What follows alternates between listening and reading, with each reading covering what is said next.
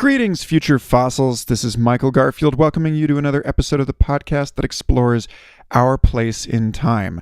And often when I am thinking about that theme, I'm reflecting on the apocryphal statement by science fiction author William Gibson that the future has arrived already.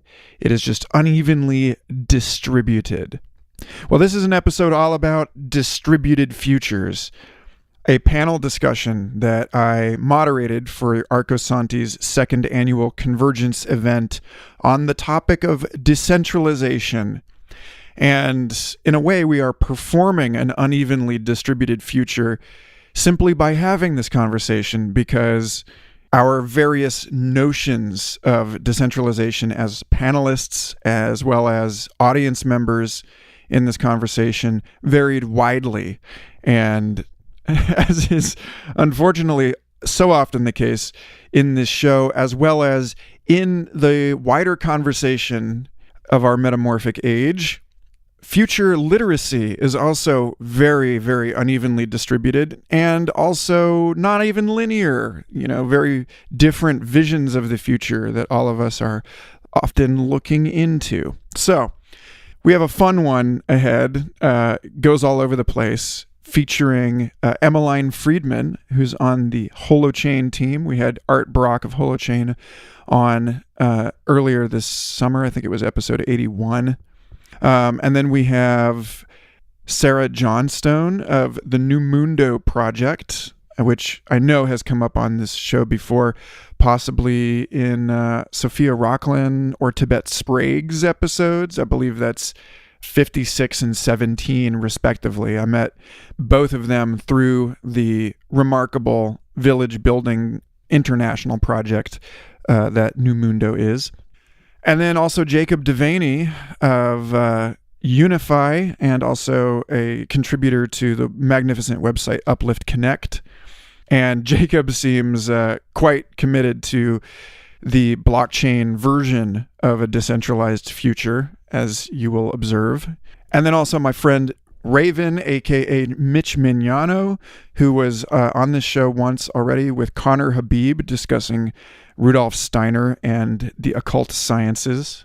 Very interesting dude who plays a kind of foil to this conversation as a cultural historian with a limited understanding of the distributed ledger systems upon which so many believe our more humane and equitable future will be founded.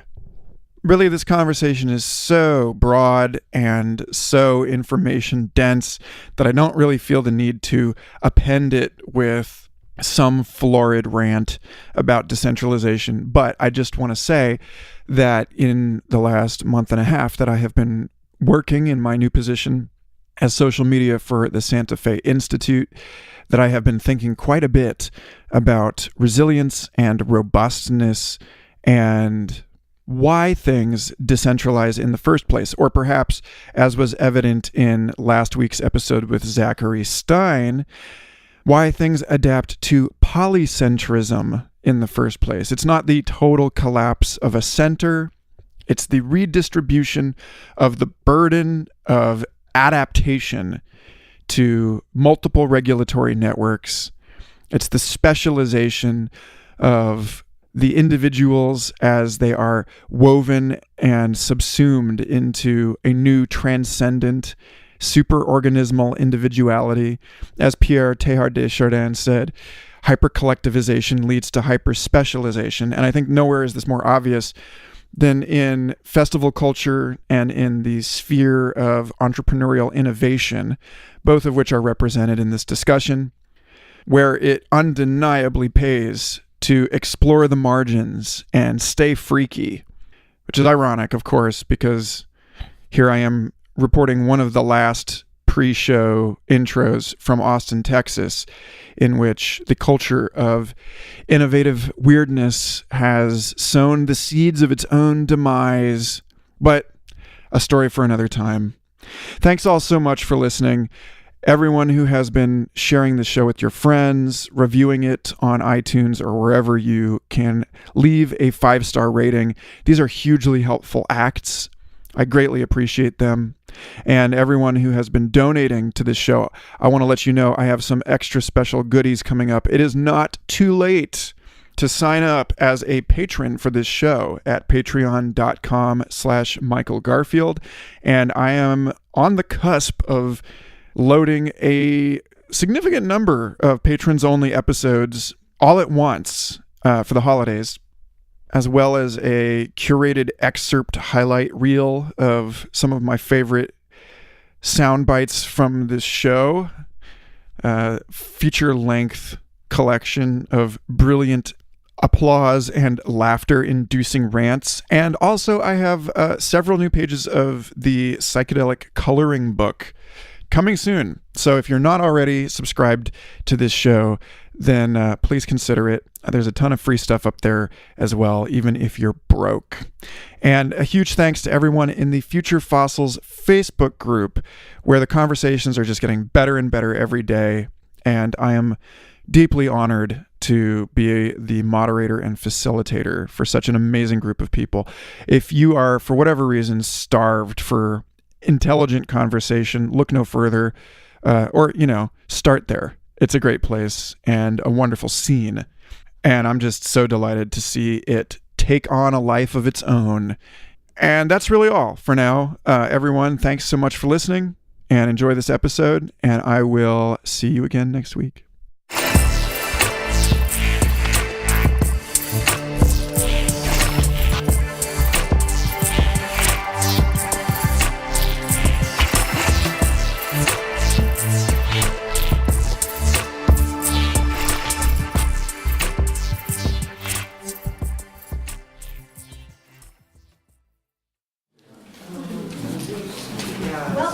Okay, hello. Yay!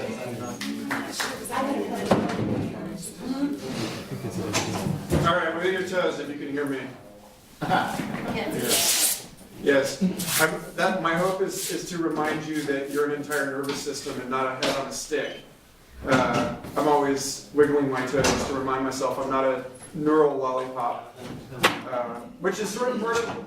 This is the theme for this panel, which is the decentralization, right? So if you compare, for example, the nervous system of a human being to the nervous system of an octopus, the octopus is like thinking more with its arms than we do, and less with its brain than its central brain than we do, and that's a big thing that as we move into the 21st century and we encounter the extraterrestrial intelligence, the other, whether it's AI or other creatures that already are alive on this planet, or other human beings with a different cultural thing, that there's a diversity and plurality of neurotypes and structural organizations that I want to speak to on this panel. But first, let's just have everybody, starting with Emaline, working in, just give a quick introduction and explain why you think you're sitting on this panel. That's a wonderful way to begin.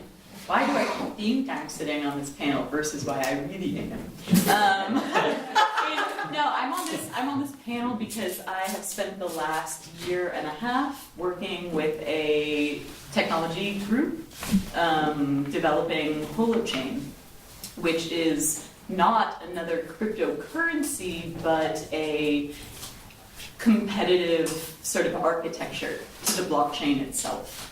And it was created to address some of the issues in that space, primarily the massive energy expenditure of the blockchain, and also the centralization of power that actually comes along with this ostensibly decentralized technology. So I'm always interested in kind of parsing that out in deeper ways so that, we can alleviate some of those issues in the future. That's why I'm here. My name is Sarah Johnstone, and I serve a project called NuMundo. Hopefully some of you have heard of us. We have a network of about 650 eco-villages, intentional communities, plant medicine centers, retreat centers, wellness centers around the world. And our mission is to scale transformational experiences. And we believe that the way to do that is through having experiences at impact centers. So we think that permaculture and places like this are ways of humanity kind of pushing the boundaries, and these are different types of social experiments that we believe should scale to more people, and more people should live like this. So our project has been exploring blockchain and decentralization technology for the past year. And the reason I am sitting here and not my business partner, who is a very passionate voice in the blockchain and eco-village movement, is because he is at San Francisco Blockchain Week and then en route to Asia to speak. So I am excited to be here. It's important for me that there's more females in the decentralization and blockchain space. So I'm humbled and grateful to sit next to some exciting voices in the space and excited for the conversation. My name is Jacob Devaney, primarily a writer. Just to tail on the tails of what you said about the feminine, I do believe that decentralized power, decentralized information, distributed is actually a feminine model. And there's a saying that you see out there, Satoshi was a woman. And primarily, I'm a writer. I never got involved with cryptocurrency myself. I understood from the beginning blockchain as a systems architecture. And so a couple of years ago, I started writing about how blockchain could be used to basically solve our age-old dilemma of the tragedy of the commons. How do we commonly share and steward resources, etc., and how do we use this technology to address climate change, corruption in government, etc., the United Nations Sustainable Development Goals. So I've never really been coming at, I kind of honestly feel like if we invented this kind of new plastic that is renewable and decomposed on its own and zero carbon footprint or something, and then we could do everything with it, and then all of a sudden people got and say, let's make poker chips. I kind of feel like that's what happened with blockchain and cryptocurrencies, that people were applying an old world mentality of ownership to a new world architecture of a distributed network. And so I feel that the blockchain has a lot more utility than trading crypto, although that is a huge part of what powers it, the mining, etc. We'll get into that in more detail, ways that we're resolving that. But primarily I'm a writer, and I'm a thinker, and I like to translate what's happening in the tech world and relate it to what's happening in the real world. I'm Raven, and I don't have as much of an explicit reason to be in particular panels, so to speak, but I have a big commitment to participate in panels with Michael when we planned this, and then at lunch it was like, this makes sense, and I provide a good complimentary voice to a lot of the things that Michael thinks and talks about. I try to keep him honest, and all the rest of you as well. I'm going to keep you honest as well. But I am a writer, I'm a researcher, and I'm a musician, and I'm based in Santa Fe, and I live and work with people at the Biosphere too. And I did academic research on Burning Man and the evolution of consciousness, and I got into a lot of weird stuff to talk about over the years. Yes, what's your name? Raven, or also Mitch. What's your other name, last name? Mignano, Mignano. Yeah, and just as an unsolicited advertisement, Mitch just had a really excellent episode on Eric Davis's podcast, Expanding Mind, where he got into the occult history of Burning Man and the role of the trickster in festival culture, which I felt was really a big, a necessary piece of this in terms of understanding sociocultural diversity and the resilience of the inherent value of diversity itself, and providing multiple solutions for people. So like on that, and also, hi, I'm Michael Garfield, I host Future Fossils podcast. My background's in evolutionary biology and developmental psychology. Artist, musician, writer. I'm working on a book called How to Live in the Future, Evolution in the Human Age. And I had Art Brock, who is the sort of visionary at the prow of Holochain, on Future Fossils to discuss the relationship between like the biomimicry and like the study of natural systems and how we understand value, which is a huge piece of the conversation that I hope that you will speak to. So let's start just by talking about decentralization has exploded. Like if you were to look at the Google Ngram viewer over the last couple of years, the frequency of this word in conversation has become quite much. We're having a panel here about it. So why do you, I mean, obviously I think all of us on some level know why this moment in history is a moment where this is coming up. You know, the crumbling of certain legacy forms of authority. But I'm curious to hear from each of you where you see a decentralization of existing structures in like promising ways, ways that you think should be encouraged, but also I invite you to say like, where has this sort of new ideology being carried into places where it's inappropriate, or it's being wrongly applied, or it's just become like maybe the next greenwashing or that kind of thing. If any of you have thoughts on feel free to take that one way or the other if you don't want to give both. And anyone can start. Well, I'll start with you, Jacob, because you looked at me. Well, let's be really upfront, honest in this situation. There is a huge hype gap in the blockchain world. So huge that it's really threatened the whole industry. Before we even go there, and I know that we've already sort of assumed everybody knows, are we having a blockchain conversation here? Is anyone illiterate as to the sort of basic nature of that? Maybe it would be good to... Well, yeah, I was thinking... So, blockchain aside, blockchain was probably the first time that we came up with this notion that security and transparency could be the same thing. Usually security means I have it, under wraps in my safe deposit box, nobody has the key, and it's like that. And the blockchain gave us a model where every one of us would have a ledger of exchanges. And then that way, each time a new exchange happens, it's copied to all of our copies. And then that way, like if I say, I'm going to change the ledger and give myself a bunch more money here, then everybody gets to hold up their copy and say, hey, all of ours are matching and identical and yours is different, you must be corrupted. So this is a new way of understanding through consensus, basically, a form of consensus that to create security.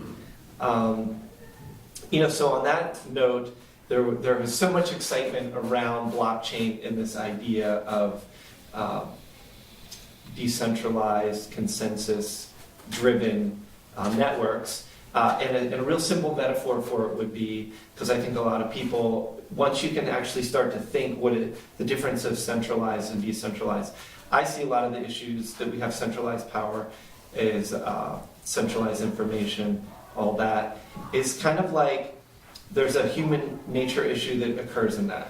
If there was a well in the middle of this room and that had all the water for the room, well, it's very natural for us as mammals or primates or whatever animals, creatures that we are, that whoever's in charge of the well, their family's going to be taken care of, or their tribe, or their people. And then, okay, I got the well, and we got the well, and here we need to get a wall over there, or maybe we need some guns and protect it, and then we make up rules about who can get how many buckets of water, and it becomes like that. And well, humans have always shown throughout history we don't do too well with power and greed and so forth. And so the opposite of that, that's a centralized source for water. it would be a natural thing for us to fight over it. It would also be a natural thing for greedy people or selfish people to want to co-opt it. So we basically have a social model and a social system built around centralization that actually encourages corruption. The decentralized version of that would be we're all catching rainwater off of our roofs. We all have our own cisterns. And if somebody's cistern leaks, I could lend you some water. You could lend me water back. We don't need to go through a central authority to do that. We can go peer to peer, and we're distributed with the resources. And so there's a little background on that. And just to say, that's specifically, there are kind of three different forms. I do really want to keep this conversation bigger than blockchain. There are three different forms that kind of show up in this conversation around decentralization. Architectural, which is like what you're talking about, like the structural piece of it. But then also logical, like how is information processed in the system? And political, like how is the power organized? And those things are related but not identical. Yeah, do you mind if I just, because you brought up the thing about the well, or did you want? It's however you guys. So, but anthropologically speaking, so the shift from hunter-gatherer to agricultural the beginning of civilization in that sense, and that's when you had the storage of grain and the harvesting of crops, and then you have stationary human settlements, and then you have something to protect, and then the hunter switches over to like a warrior that can also raid other things that are being protected. And since that's a fundamental, that's like the centering of and the beginning of civilization. It seems like we're at, and somebody that we both, a historian that we both really like a lot, William Rowan Thompson, who's one of my teachers, he talks about this being the end of civilization process and the beginning of a planetization process. And then McLuhan talks about going into decentralization into the acoustic electronic planetary sphere or whatever. So I just wanted to offer that context, and if you're going to talk about like the water, coal, well thing. Yeah. Yeah, I was kind of just going to make this. Yeah, I was going to make the same comment. It's not all about decentralized technology or the technology that facilitates the decentralization of information. A lot of the interesting problems that I've seen actually in the space of decentralized technology is that people are starting to wake up to the fact that it's actually completely insufficient to decentralize access to information or services in terms of governance, and that decentralized governance or more distributed ways of collaborating together, of working together, of creating organizations that distribute power more equitably, it's not at all sufficient to have those decentralized technologies in place. There's actually kind of like a human element of decentralizing or distributing power and information. So I think it is important for us to track those two levels differently, because we found that the technological layer does not at all make for the human layer. Could you give an example? There's some pretty low-hanging fruit in terms of the Holochain critique of like where the technology is not enough, where the idea is not enough, or it's sort of warped in its execution. Yeah, absolutely. I mean, just to take a really, really obvious example that I'll talk about a lot more in the workshop after this, actually, is just the way that the distribution of wealth, like in the Bitcoin blockchain, has shaped up. For folks like me, for whom I consider myself a post 2008 financial activist. Right? And so there's kind of this, for me, I have to remind myself that, like, okay, if we're going to be pissed off about the 99% and the 1%, and if that was a mantra, then we cannot possibly get behind a decentralized payment system in which 4% of the nodes on the network own 96% of the wealth of the network. So it's like, if you're pissed about the 99 and the 1%, be pissed about the 96 and the 4%. Yeah. Good. I'm sure you have a completely different quadrant to report from. Yeah, I think I'll speak a little bit towards just my own personal experience and the movement in general. So I really appreciate your analogy of water. I think that's a great one, and something that has been probably one of the better analogies I've heard. And I go to quite a few blockchain events, so thank you for making that accessible to this audience. So let's see. I have been running around the world trying to spread the eco-village movement, specifically within the blockchain sphere, and trying to learn as much as I can about blockchain to figure out how we can apply the technology to our ecosystem. And what I'm finding is the technology is not quite there yet. There are a lot of really amazing projects that have great visions and are working on cool projects, but nothing has really been adopted yet. So it's a really interesting time in the space because there's not too much that has really scaled. And there's also, quite frankly, quite a bit of shit out there. There's a lot of people who are doing massive raises. We're talking like $200 million raises, and not really being held accountable for what they develop. So it's kind of like the wild, wild west. At the moment, the last few months have definitely slowed down. There's a lot of regulation coming into the space.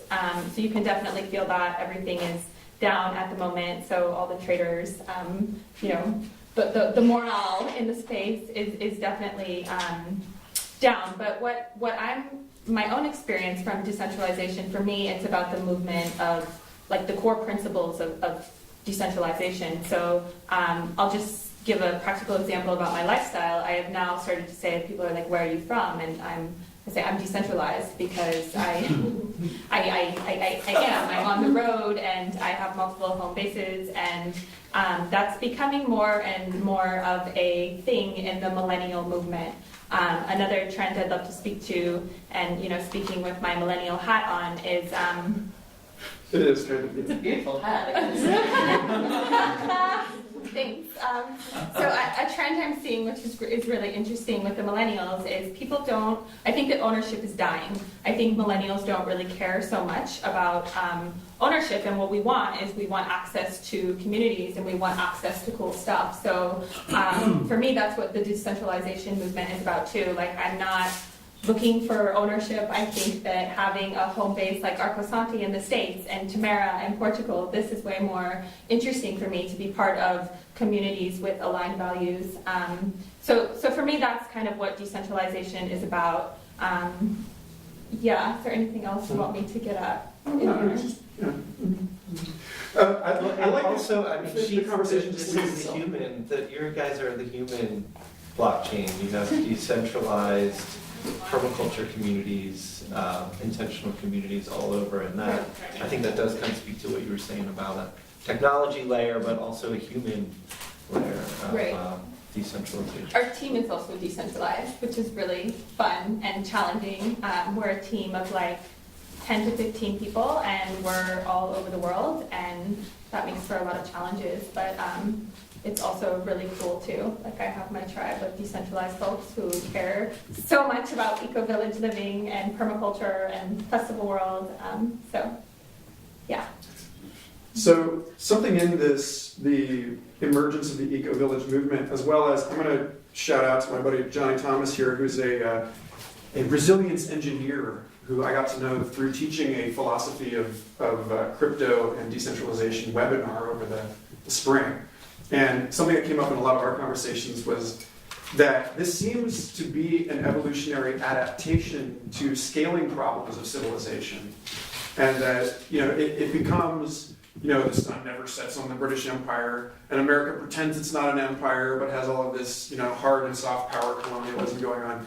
And so there's an extension of power from the power centers that you should speak to. It's like historically it just sort of does not sustain itself. Well, usually when there's an innovation and advance, the ruling class actually is one step ahead. They already have so much. It's like having a deck stacked. Like, you're going in, there's usually ways to appropriate, and actually it usually ends up expanding to where it's even worse. I mean, things are worse now than they were 30 years ago, economically speaking.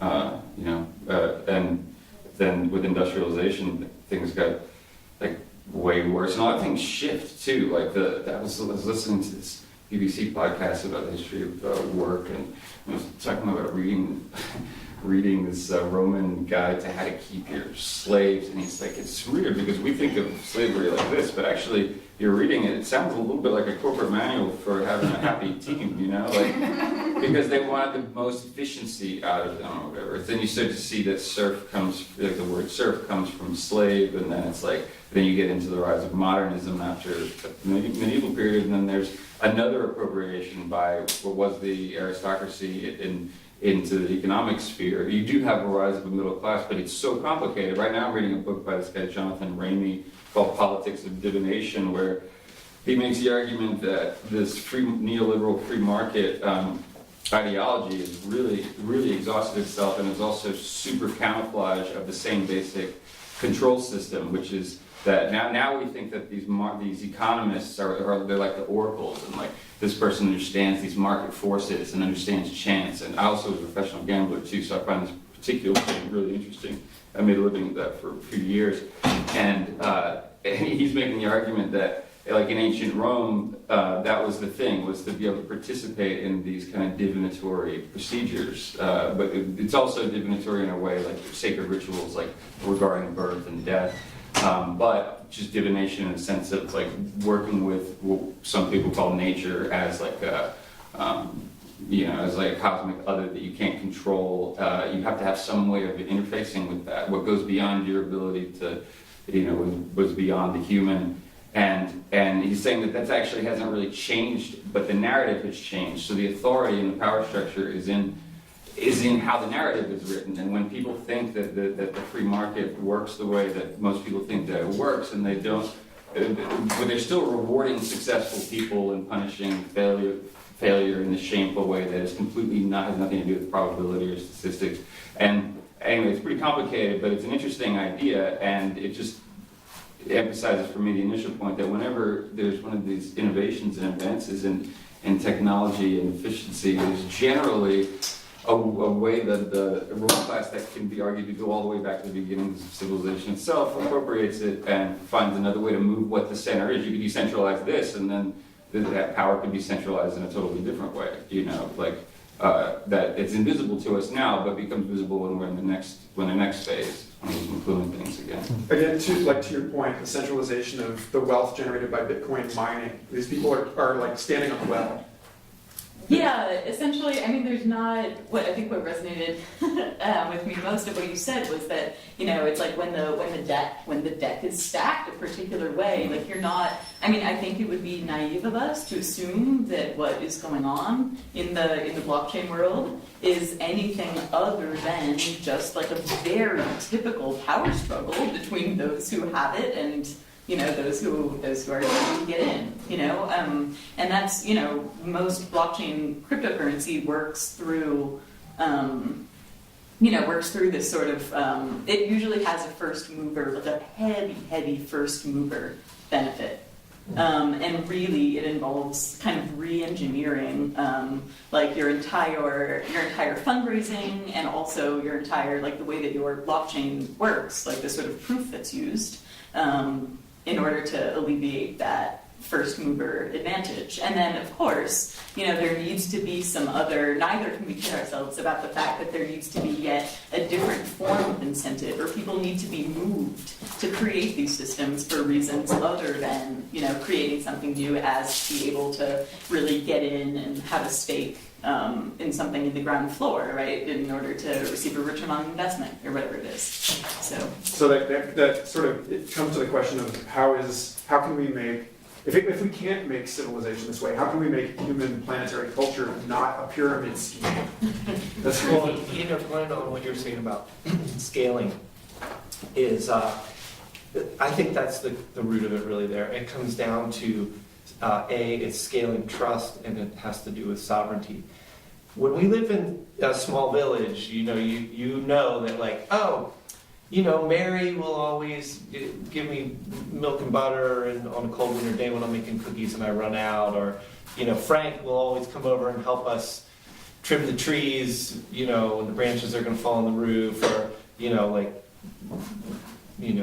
Bob down the corner, like he never even has Halloween candy for the kids, anyway, he's really stingy, and everybody knows everybody in that ecosystem in a little village.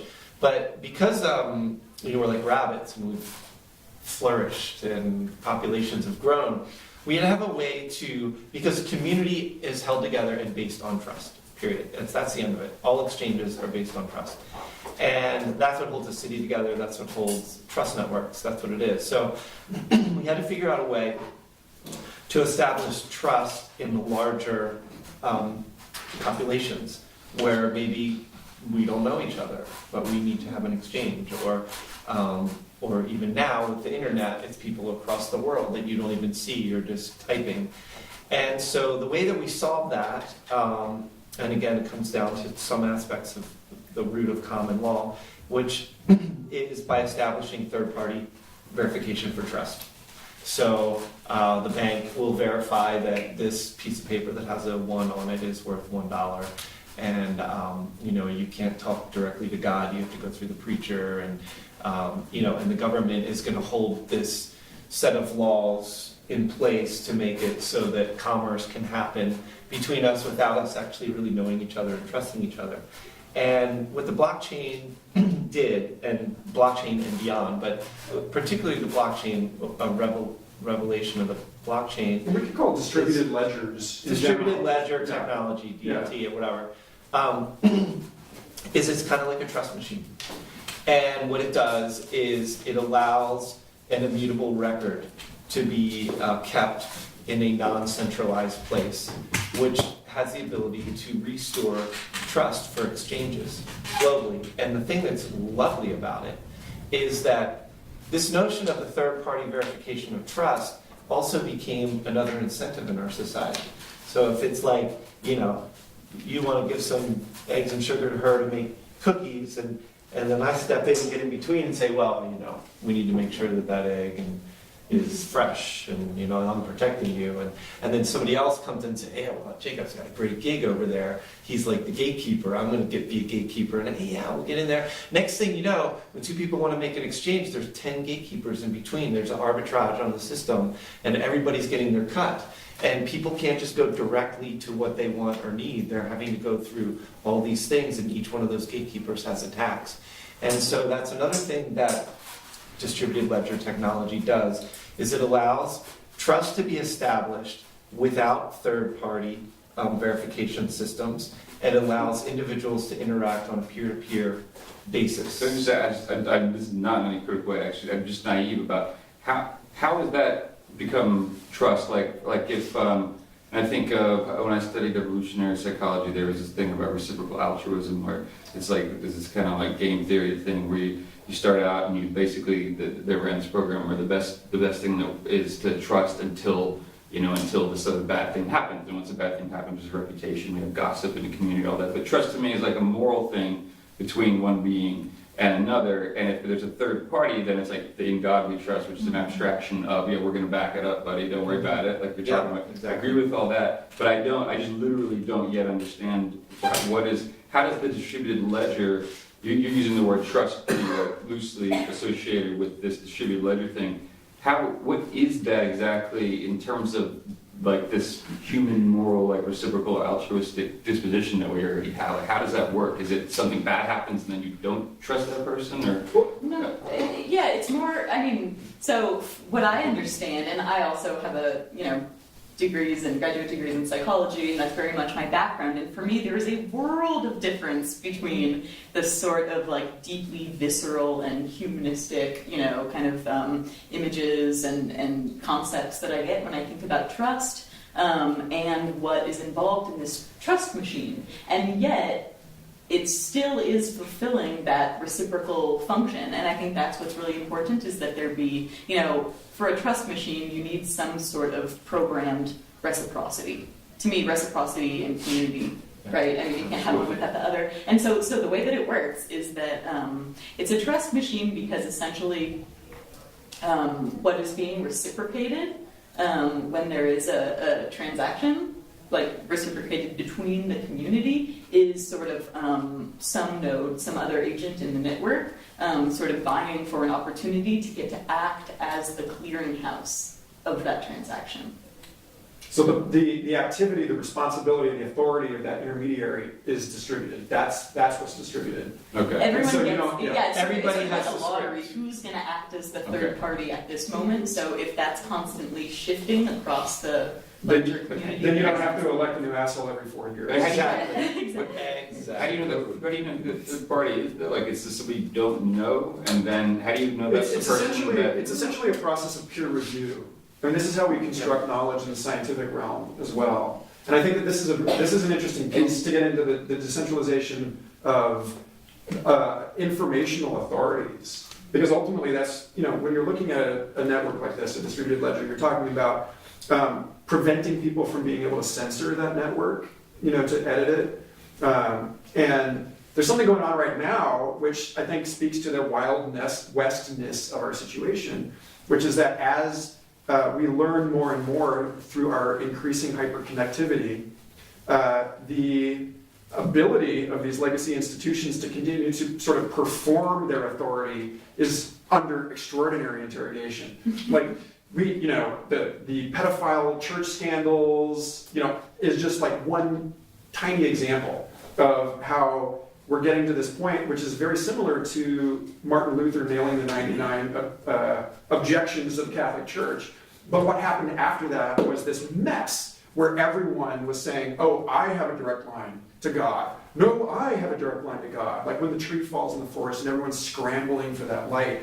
So here we are in the so-called post-truth era. And this is really the heart, I think, of the conversation is how do we know what the hell is even real? But is this like what's happening in China would be like a shadow version of it? You know what they're doing with the trust, like where it's the kind of like monitoring everybody. It's almost like you get karma points, and then your whole life can be controlled based on this like perception of the community. But it's not something that's very distributed. But it's distributed in another way. Do you know what's going on with that? Well, I mean, that's a totally, so. It would be the opposite, or so like. Well, okay, there's a bunch of rabbit holes here.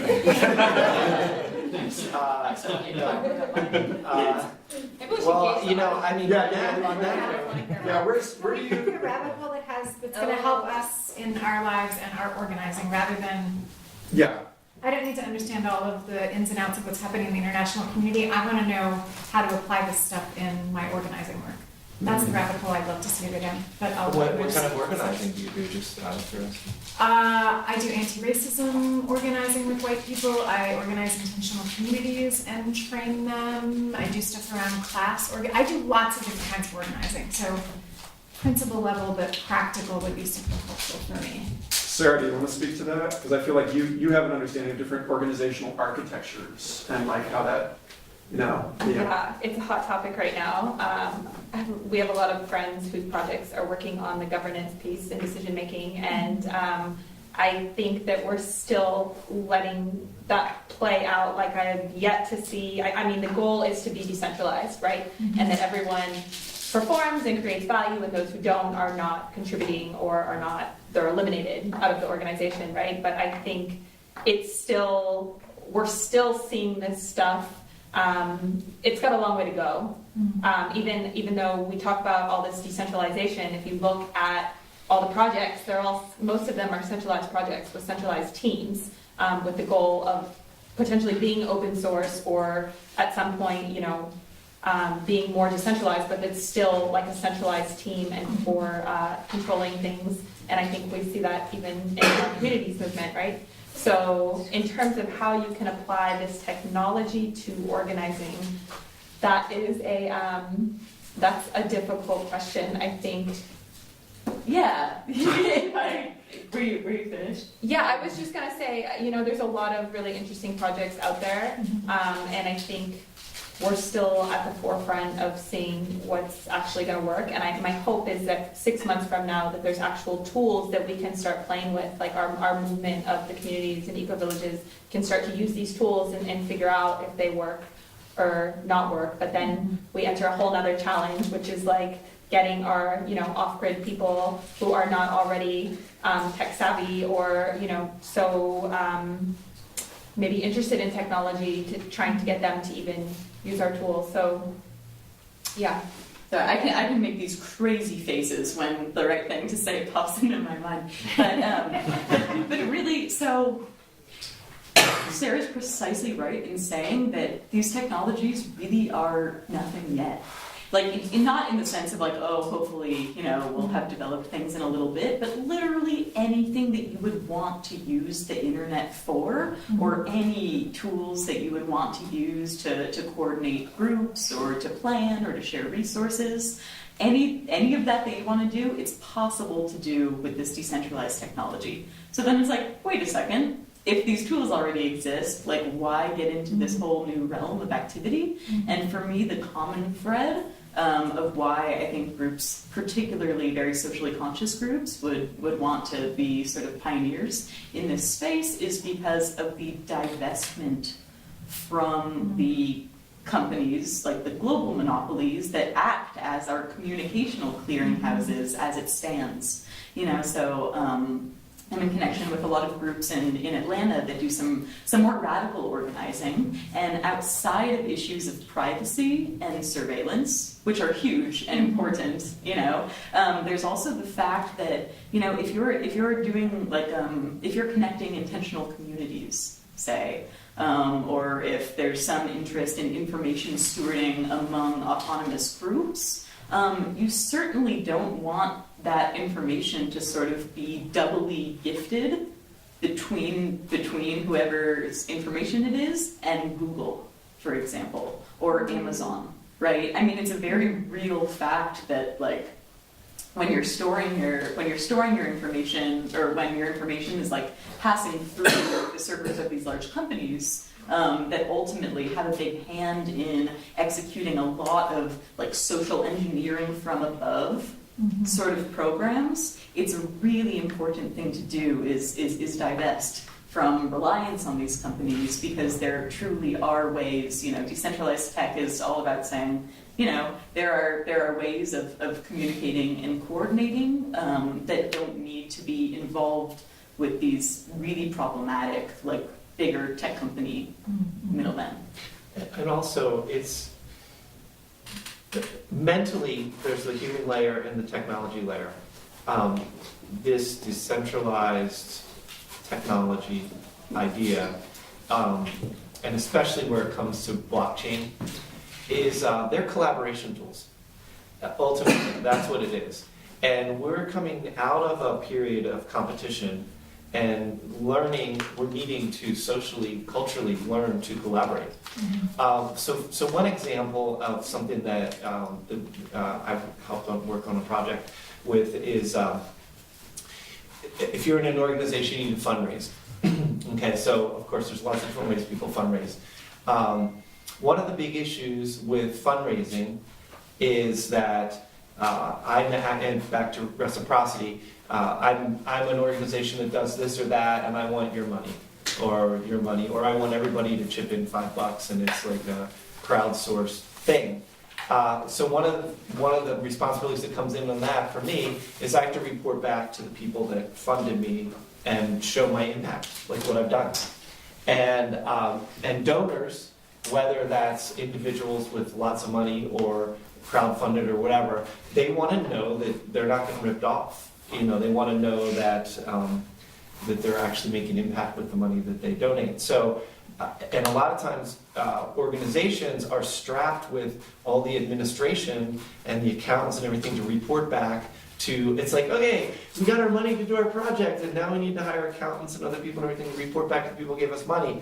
So, blockchain is really done a lot, again, to take out the middlemen, to allow a direct live interface where investors, whether it's crowd funded or whether it's an individual angel donor or whatever, gets to see on a dashboard how the money's being spent, where it's going. And the other thing that's beautiful, because it is a shared ledger, everybody gets to see it, and there's options for public and private keys within that. This is the thing that I love the most, is it also allows for a comparison of best practices. So okay, so say like I'm UNICEF, and I want to get this food to these people that are starving over here, And now this is on a blockchain, and this is now transparent for other people to see. Other vendors might say, hey, you know what, you're getting this food item from halfway around the world, and it has a huge carbon footprint, and it's more expensive, whereas we have a local solution, maybe, I don't know, spirulina or some sort of superfood that's here that will provide these nutrients, and we see where you're buying it because it's transparent. Well, then the funders see that, and they say, wow, you're not efficiently running your impact organization, and that puts pressure on the organization to buy more locally or buy better priced things. And it also allows, and it's crazy, you see it in nonprofits a lot. They can be the most dysfunctional realm is a nonprofit sphere. And they're all competing with each other. I noticed, I've worked with peace organizations, like the guy that used to be the CEO of this peace organization is now in this one, and those organizations don't communicate and stuff. When you have a cooperation tool or a collaboration tool that has a transparency, what it does is it kind of also takes away some of the normal human politicking that can go on, because it just basically says, here's what these guys are doing, here's what these guys are doing. None of it's hidden by their bookkeeper, none of it's hidden by anything. It's available for all of us to look at. And I'm saying, well, you know what, I'm going to give my money to these guys because they have the lowest carbon footprint and they're having the most impact, and it's visible to all of us. And we're not depending on a third party, again, third party form of trust report to say, oh, these guys are great, so keep giving them money. So that's one practical way that blockchain can assist organizations and activists. Another thing, though, sort of more generally, and without the technical specificity there, is that when people are generally talking about the blockchain, they're talking about specific blockchain algorithms that require network-wide consensus. Everyone is running the same algorithm, everyone has the same copy of the ledger. That's logically centralized. That's not actually, when we talk about neurodiversity and community, when we talk about any kind of identity politicking, that's the opposite of that, in a sense. And one of the things I admire about the Holochain project is the acknowledgement for a plurality based that starts on that rather than enforcing a network-wide consensus, starts by building consensus from the smallest units as an emergent thing, and allows for multiple local optima, so that this is what works over here. And when you're talking about, the sort of human impact of this kind of thinking, the human impact is that it's known historically that the general has to run the war from the back and doesn't know if they can sort of trust the information they're getting from the front line. And now we live in a global world where there is no front line and everyone's living downstream of everyone else. So the constant question is, who is affected by this decision? And so by redistributing the governance of a particular issue to the people that will actually be affected, so people actually have stake in the outcome of that particular issue. That's one way that you can apply decentralized thinking without any kind of computer technology at all. I have a question. But is this still all what you just said, relative? And I don't know, I'm not I don't know all of other stuff, but I'm more on the human side of it. Is what you're saying generally more hypothetical? Because what you started with the 96%, to me, what you're saying, I take as has to be hypothetical, because for that to work, for that system to work, the trust still is inherent in the technology, because when you're giving it to the people, the way it's designed theoretically will do that. But our behavior and the way that we actually act when it's in our hands is different. So what is the education, as this rolls out, who is teaching the people to bend their own interaction systems to do that? Because otherwise that's what's scary, is that's I don't it has to be hypothetical, because it can't do that unless the education component of that factor is going at the same time. And in perpetuity as well, right? Right. The literacy issue is a huge issue. Otherwise, you're putting blind faith in the programmers of the code. But what it's happens not what happens interdependent, right? That's right? Yeah, I mean, the programmers of the code, but look, I mean, it's still a computer system, you know, like the transparency issue and the ability for us to gauge impact more realistically, it still hinges on people like entering the right numbers into the computer, right? I mean, so And there's like no, why, right? sorry? Yeah, and like their whole motives, like that, none of that evaporates. Right, exactly. So there's, and yet it's quite a meaningful. Yeah. It's meaningful that like another facet of blockchain and Holochain as well actually is that entries that are made are immutable. They do not change. That's like a crucial facet of the system is that it's append only. You can't take anything off, right? So there is something real and something galvanizing, I think, about to create these cultures in having a technology that sort of becomes that can't be anything other than an artifice, Right. you know? But so it's like that informing. It's a tool to inform the paradigm shift. Like. Precisely. Well, there's an issue here about incentives. You're talking about the motives of the people participating, and you spoke to that, Jacob, about the difference between rain catchment versus a well. And so one of the things that I see coming from evolutionary biology here is that the types of organisms that develop in a certain ecosystem depend on the available resources of that ecosystem, multiplied by the existing biology of those organisms and what they're capable of evolving from and into.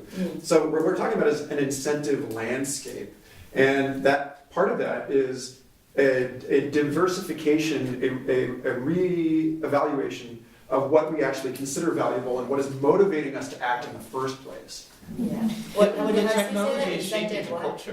What was that word you just Incentive landscapes. And if you look at incentive structures and incentive landscapes, this is a big piece of the conversation in a lot of these companies. Like, what kind of behaviors are we encouraging? What kind of systems are we going to design where you put somebody, because we know this from psychological research that compassion is contextual, and that you take somebody on the New York Stock Exchange floor and they're a cutthroat motherfucker.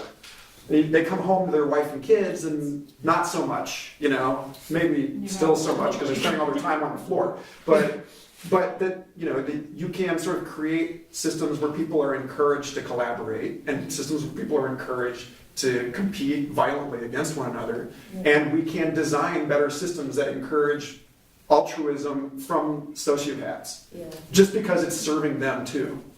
I guess I just like the fact where you're like, we should be, because with all this stuff, I'm still on the side of like, right, but like, while this is rolling out, the education needs to be developed too, to distribute to the hands of the people socially, or we're gonna end up in the same place as the iPhone, because we weren't prepared for that, and look where we are now.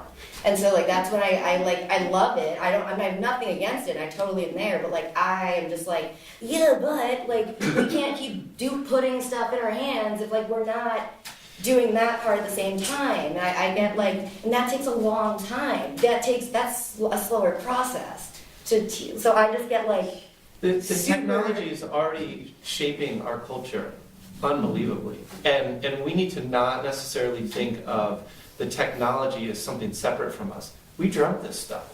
It came out of our DNA. And looks like a technology, this foreign technology. This is rocks ground up. And it's running based on the electrons that are circling our planet.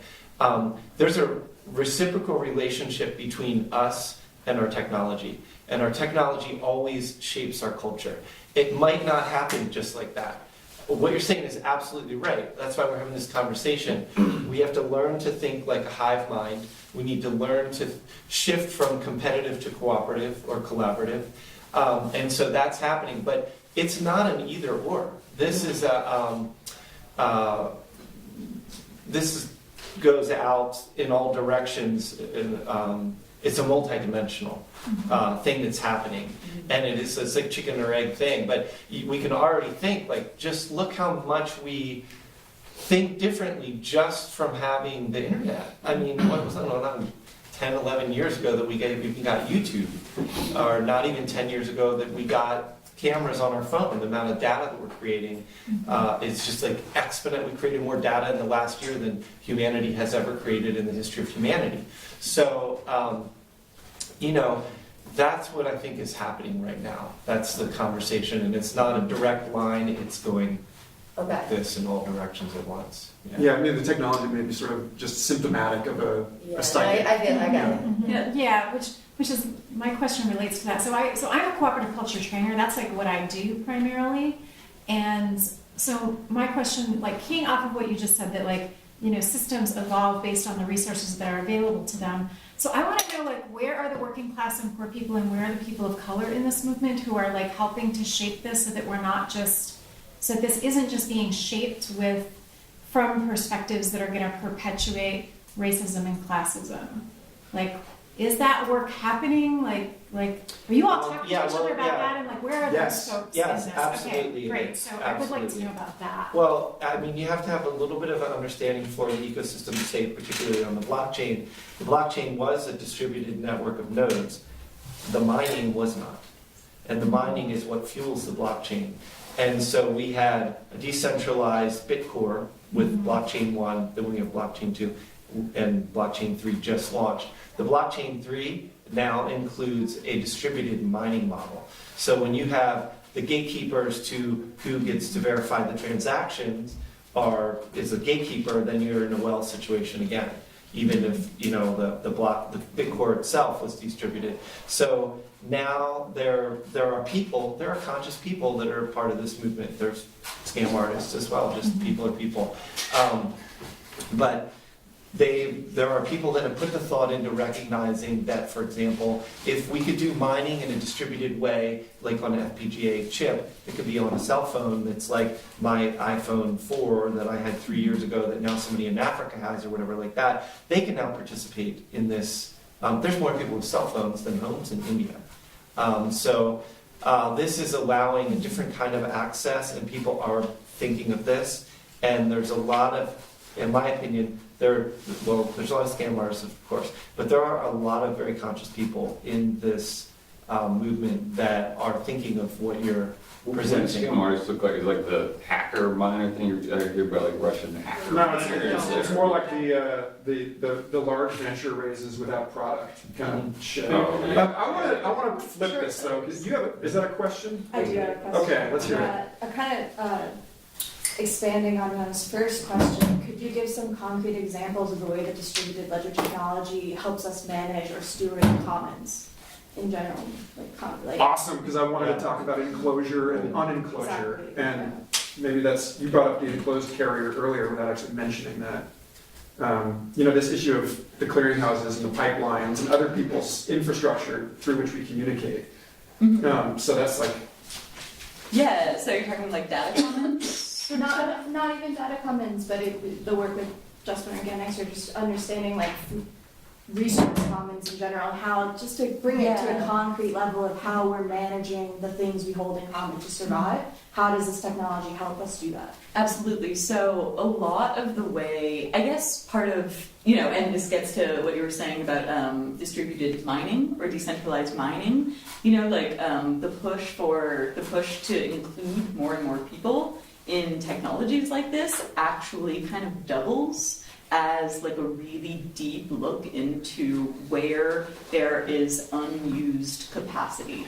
Like it's almost like the distributed ledger space is kind of also like trying to revivify a little bit the sharing economy, which is not a sharing economy. And the idea just being that, with a certain level of sophistication of accounting, it becomes easier to really like kind of become like a dowser for unused capacity to be able to better match it with unmet needs, right? So an example would be a group that is soon to do some fundraising on Holochain. It is a food company, and essentially what their model is buying up farmers' seconds and food that they would be throwing away. And all of this is facilitated by the coordination technology and the tracking technology. But essentially they're buying up farmers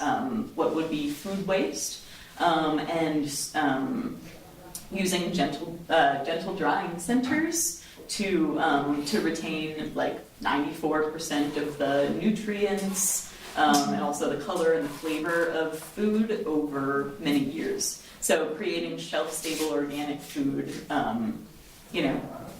that would have been waste. And so being able to sort of keep better track of, okay, this would be wasted. There are ways to reuse it. Be able to create food banks for communities in need, and mainly it's really a business innovation. It's like technology facilitates much tighter control of resources ultimately, and the seeking out of other markets for them. So the ability to get a greater reach with a global crowdfund or something like that, also facilitated by these technologies, makes it a lot easier to create, kind of more clever plans that allow greater revenue, that then allow the creation of commons like food security banks from this project.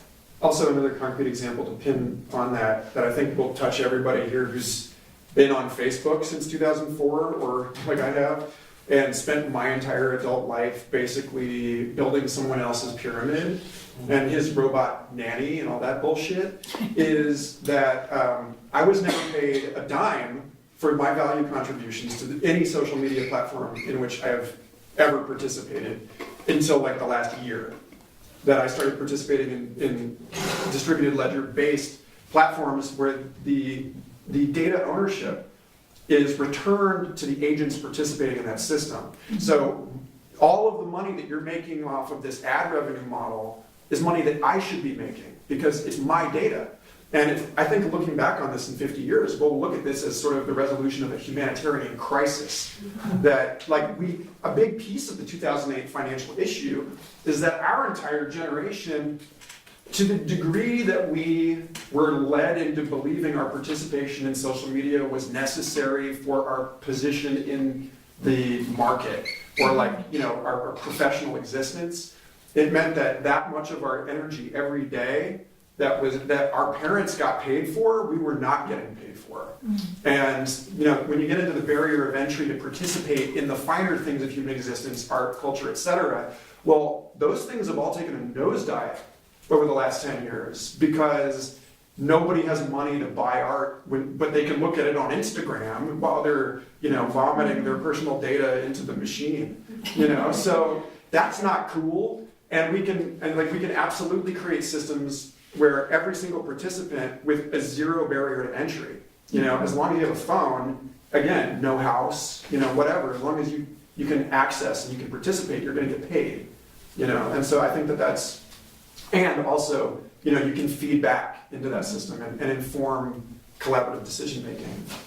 I want to point out one more example, if that's okay. Just with the sharing economy. So companies like Airbnb and Uber, I used to be really passionate about those companies and actually work with them. And now I think that they're bullshit because I've watched them basically, revolutionize specific industries in a way, yet they are now, massive corporations that take a large percentage of the money from the end user. 30 to 40%. Yeah. So what's happening now is we're seeing really interesting projects pop up that are challenging Airbnb and Uber to eliminate them, right? And eliminate that percentage fee that goes to that company, so that the money can go directly to the homeowner or the driver, right? So we haven't really seen those projects take off yet, but they're well funded. So I hope that I'm still a little bit optimistic that we will start seeing someone make a move, or maybe it will be these corporations that get into the blockchain space. And I wouldn't be surprised if a lot of these companies do have teams or have partnerships and are working on it.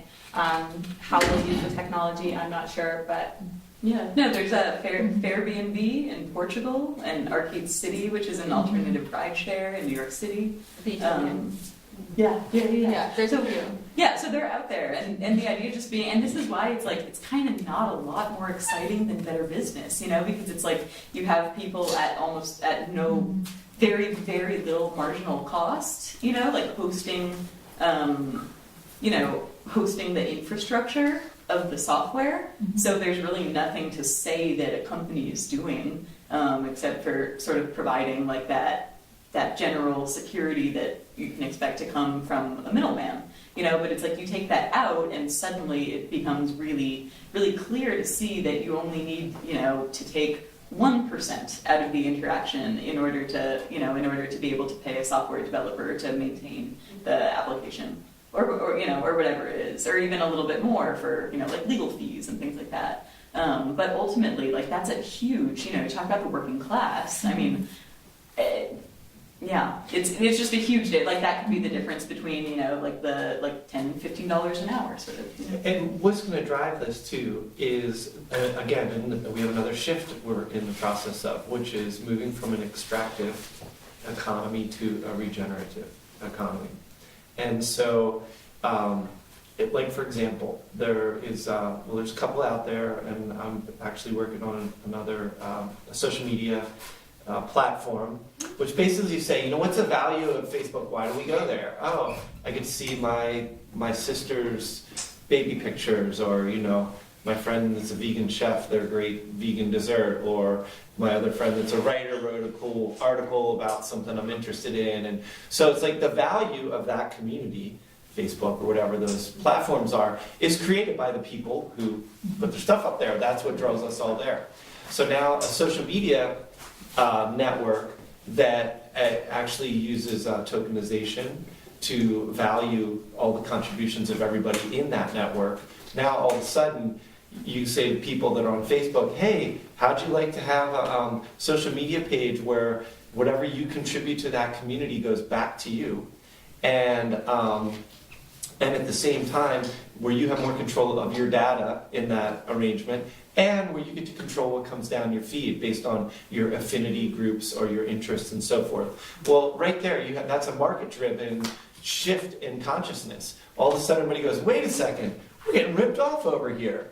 And bam, and then you're in a different, you're in a community that's a regenerative community with data and information and exchanges of ideas and energy between humans, instead of an extractive community, which is like Facebook, where they're just taking everything that they can from you.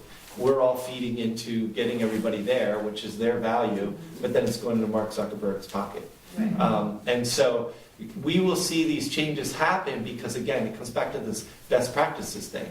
When they can't censor out other alternatives that put their models to shame, then we're able to actually move the whole culture by utilizing a regenerative model, a cooperative model, instead of an extractive and competitive model. You had a question. No? Yeah. I have a quick question first. Sorry. Just curious. Could I ask, I'm just curious about, like, I'm starting to understand a little better now, and it sounds like there's so much potential, and I wonder, like, when in your experience with talking to other people about what kind of things, any of you, things can be done, and what kind of forms you can create, collective type of organizing. Do you ever, or do you know of any kind of like interdisciplinary kind of like gatherings for that, where there's like an anthropologist there and maybe an evolutionary psychologist? Because it sounds to me like one thing could be a credible waste of energy is like people that, if you didn't have that kind of like, it might save a lot of time and energy, or is it like that, or what's it like? Asking for a friend, right? What's that? I love that question. So, Right. we were traveling a lot and going to a lot of blockchain conferences and events, and that was one thing that we noticed was like, where are the permaculture people? Where are the back to land people? Where's the eco-village movement in this conversation? Where are the burners? And so that is something that that NuMundo is really passionate about, and I'm really personally passionate about, is the intersection of merging these cultures. And so we are co-producing events in our free time and trying to do that, bring the crypto people together, the best minds in crypto, the conscious crypto people, with people like the people who are at this gathering, because we think that that is the best opportunity to have feedback and ideas created. And so we just produced an event in Portugal called Anarcho Portugal right before Boom. Yeah. And Holochain is one of our sponsors. So thanks to sponsors. And we haven't figured out the revenue model piece, but we're not really too concerned about that right now. Right now, the goal for us is to get those minds in a room together. So have crypto events at eco villages. So that's something that we're super excited about as well. So we're working on it. Get one at Synergia Ranch. Yeah. You've been waiting so patiently. Yeah, I guess what I'm looking at is transparency the basic bottom line here? Or what else does this new technology do that goes beyond an extensive database? Well, I mean, transparency is a feature, but it's not a compulsory feature. There are ways that you can design these. There are public and private blockchains. Holochain is a project where transparency is permissioned at every level, so it's emergent from the ground up, and you decide who you give your information to. So there are ways to do it, and I think that ultimately, when we're talking about like a decentralization of value systems, that it's good to have transparency sometimes and not sometimes. That privacy is another important thing that we have to find a way to strike a balance, like what the needs of a particular situation are in terms of transparency and privacy and how to achieve that. And it's not, Yeah, but also the immutability is really important. Is that the way that it's possible to verify in a distributed system? It's only possible to verify that information is to kind of assuage disputes and stuff like that, and to know that the information that I have is the information you have, like the basis of coordination. Any distributed ledger is gonna ensure that data has provenance. Isn't that an aspect of transparency? Yeah. Absolutely. Well, it's security through transparency. But it's also not necessarily the case, and this is kind of the blockchain. This is precisely the blockchain holochain difference. Is that for blockchain, every single node on the network carries that ledger of everything that happens on the network. But with Holochain, there's kind of an alternative method of ensuring that data provenance, which is one that is more directly peer-to-peer. If we have a transaction, we countersign that transaction, and then a copy of it goes somewhere else in the network to be called up and pieced back together with ours. That doesn't necessarily mean that everyone on the network either carries a copy of that transaction or is able to see it. which is also much more energy efficient. And that's a big piece of this. Magnitude. He actually had a question next, and then him, and then we'll get to you. Is that My question was about adoption and engagement, because we have so many alternatives already that are decentralized, and some of them even pay us for Facebooks and Instagrams and YouTubes and whatnot. We're all using Facebook right now when there's so much better alternatives. How do you feel about helping get people engaged to actually hop on board? I think it's all about incentive alignment, and that's what I love most about blockchain.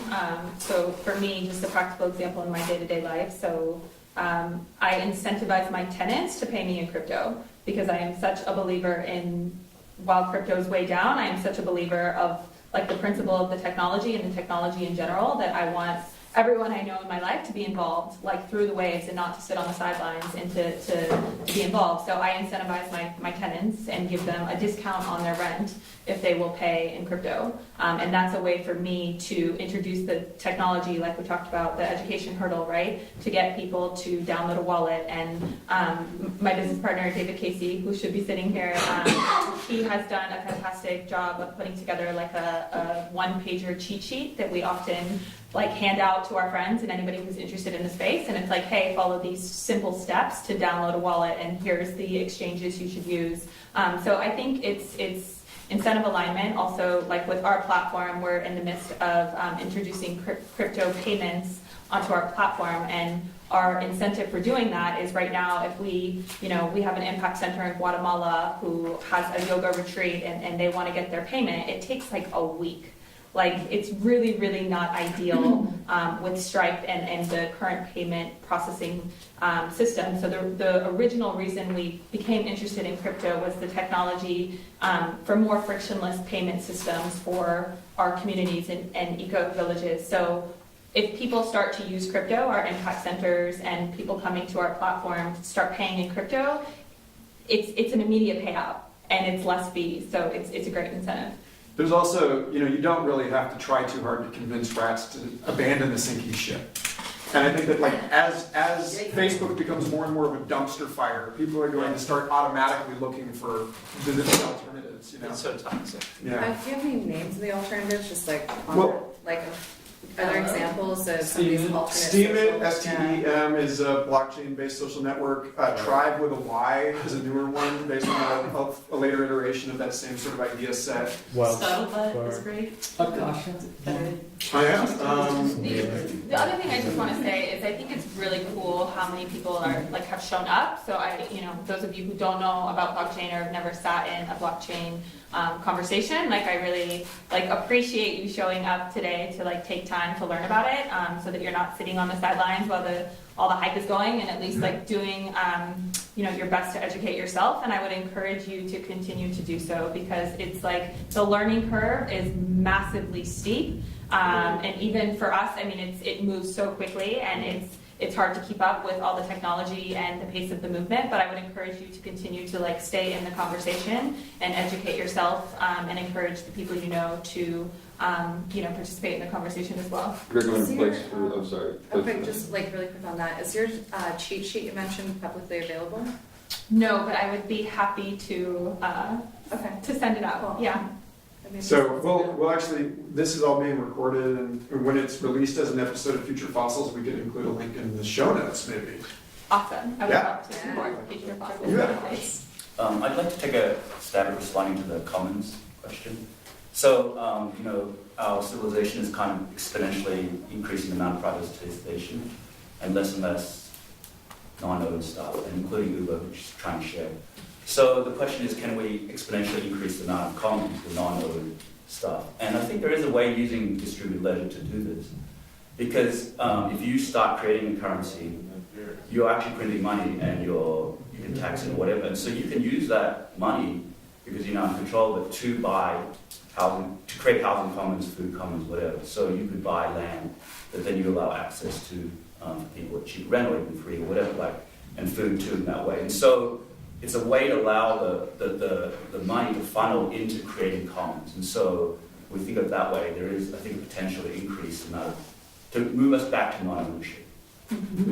It's also sometimes when we talk about these things, I also think about isn't it in China you can't even post a picture of Winnie the Pooh on Facebook because Xi Jinping doesn't like this thing, and so ultimately what if you just had the most successful thing, and then there's a state that just stops you from because governance and politics is the management of the resources through the authority. So so actually, to your earlier question, China represents a complete opposite in terms of a totally centralized implementation. That social scoring system is based all on a sort of, there are individual deals with individual services providers and that kind of thing, but it all comes back to, it being accessed in one spot. You don't actually have access to that, you just have access to the output of that algorithm. And so, in that case, it's actually a crypto, at least ostensibly, from the original white paper of the pseudonymous Satoshi Nakamoto, was intended as a stateless money system. It was intentionally designed, and has been ever since. That's why it's so popular among libertarians, to route around that kind of censorship. Sorry, I was just going to talk about time. We're a couple of minutes into the session. Yeah. I think this is more of a comment, I'm not sure, but I understand another example is around voting and this sort of balancing act of transparency and privacy or anonymity. And so help me just flesh it out, because I understand that blockchain will allow people to vote and for it to be publicly seen that you voted once, but not who you voted for. Is that accurate, or are there ways that this is actually rolling out? West Virginia is implementing a blockchain voting system right at the Is that right? Yeah. I'm just so scared about all the I voting would machines say, that are hackable by 10-year-olds right now. So it's a very exciting world when you apply blockchain to democratic institutions. There's one organization that I really recommend just taking a look at. They're called MyVote, MIVOTE, and they're separate than Horizon State does their blockchain, but they have a really awesome model for how our democracy is an operating system we invented when we were still getting around on horses. What other sector of society is being ruled by an operating system that was invented before we had, we're still getting around on horses. And so that'll tell you something about how much we need an upgrade of our democracy. And that's a very interesting sphere right now. And there's a lot of different models emerging. And that's what I think is one of the really underlying things of this, is that this is a brand new concept. And a lot of people are innovating. There's going to be a lot of failed efforts, and there's going to be some that are just completely game-changing. And so that's why it's nice to get a grip of what it means to think in a decentralized way rather than in a centralized way. Anyone else want to speak to blockchain-based, like on-chain governance and that kind of thing? That's ULEX. What's that? So ULEX is a new Holochain project that Matt Shute and the Startup Societies collaborated on, and it's for basically a judicial system on a decentralized Holochain platform that I think is up and coming. It's going to be fabulous. You mean something better than Ken Kavanaugh? I'm for it. What's that? We've got a few minutes left. Does anyone else have a burning question? More of a comment on the notion of decentralized governance. One thing that seems to be not recognized very often is that what we call blockchain or distributed ledger is effectively embedded within a larger layered structure of technology. And there are off-chain impacts of on-chain activity.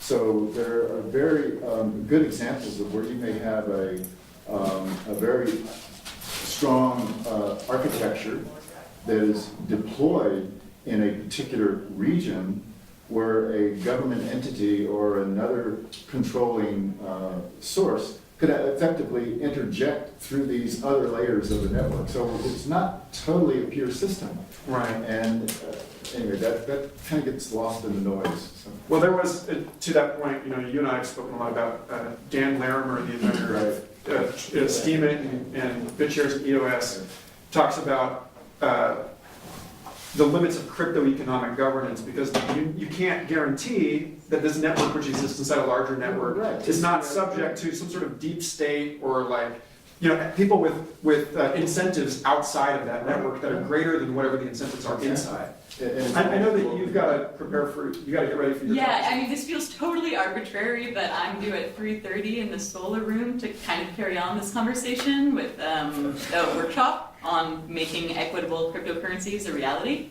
So, but we'll see you there. Yeah. So thank you. And if anyone else has, before you got to go, let's just thank Emaline, Friedman,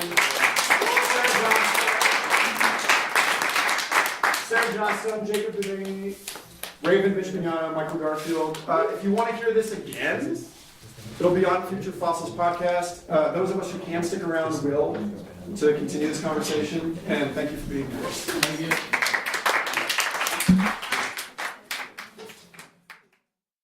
Thanks again for listening. I hope you enjoyed listening to that episode as much as I enjoyed making it. Future Fossils is part of the MindPod network, along with excellent shows like The Astral Hustle, Synchronicity, Third Eye Drops, and more. Highly recommend you go to mindpodnetwork.com and check them out. If you would like to recommend a sponsor for this show, or you just have some questions you'd like to ask me directly, reach out to futurefossils@protonmail.com. Thanks again for listening. I'll see you next week.